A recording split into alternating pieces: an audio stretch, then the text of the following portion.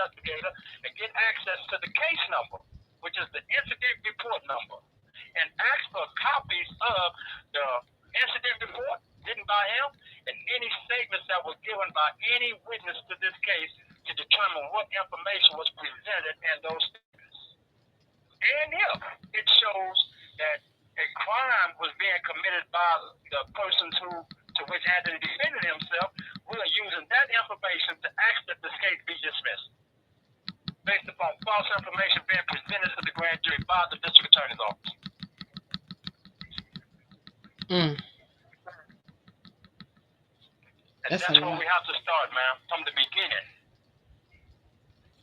Because it's obvious that the prosecutor rushed this case to get an indictment. Yeah, he's up for election. He's up for re-election. Okay. Well, he rushed this case and got a true bill indictment. It's a difference in just getting an indictment. He got a true bill indictment stating that all of the facts presented to him and the grand jury were true. So now, how do we dispute that? Well, we go and get a copy of the same reports that he got that was presented to him by the criminal investigator, and we read them ourselves. And if we see that based upon those statements, that certain information was withheld from the grand jury, then we can demand for this case to be dismissed. And it will be dismissed because the law will override any judge, any district attorney, or anybody in this case, man. That's all we have to do. But we have a right to a pre-trial hearing simply because the case has been indicted. We can do it that way, or we can right now file a motion to dismiss this case based upon the lack of probable cause, man.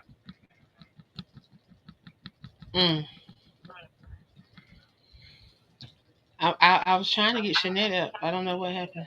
I see she's back. Let me see if she want to come up. I'm trying to see if Shanette want to come up.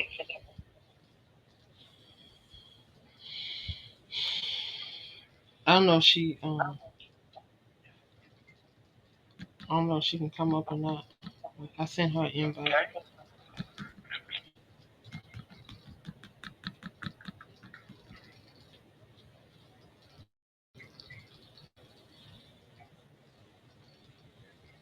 Okay. She might not can come up. Go ahead. Okay, here's a case right here too where it's stating about the sufficiency of evidence. Okay, and it states he further argued that he was denied the opportunity to testify before the grand jury and was improperly convicted of a crime to which he did not commit. See, so these are the important issues to which we're talking about. What? Okay, now that we have the indictment for M1, we have possibly tainted jury. We have a possibly corrupt DA because we of course know that is a pattern in Texas. For the last 2-3 decades, we look at the amount of people that are wrongfully and overly incarcerated in the state of Texas, and we look at the color. It's all speaks for itself. It's nothing that nobody's making up. But yet, what can we as a public do to let this district attorney know that this is not acceptable? We will not stand for this. And he's up for re-election, and I feel like this was done because he's up for re-election and he wanted to reassure the people that, hey, you got the right person in office, go ahead and vote for me. This is what we done. But not knowing that, people knowing that this case could drag out.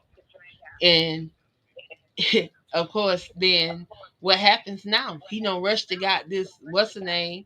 It took, I think they said 83 days for them to indict. Yes, ma'am.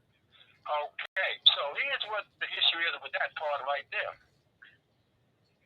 Once the district attorney file an indictment or get a true bill indictment, then everybody has a right to a trial to be convicted by members of their peers. Now, mind yourself, the indictment has already been presented.